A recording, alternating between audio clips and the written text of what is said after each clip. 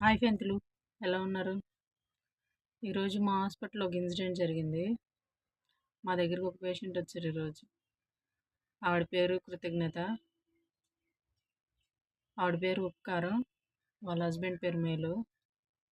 వాళ్ళు వాళ్ళకి ఇద్దరు కవలలు పుట్టారు. ఒకళ్ళేమో కీడు, ఇంకొకళ్ళేమో మతిమరుపు. వాళ్ళు చాలా ఆశలు పెట్టుకున్నారు. డెలివరీ అయిన తర్వాత మంచి పిల్లలు పుడతారని. కానీ కీడు, మతిమరుపు పుట్టారు. వాళ్ళేమో వాళ్ళ తల్లిని, తండ్రిని గుర్తుపట్టట్లా. చాలా బాధగా ఉంది. అందుకే వీడియో చేయాల్సొచ్చింది. మనం కూడా అంతే గదా!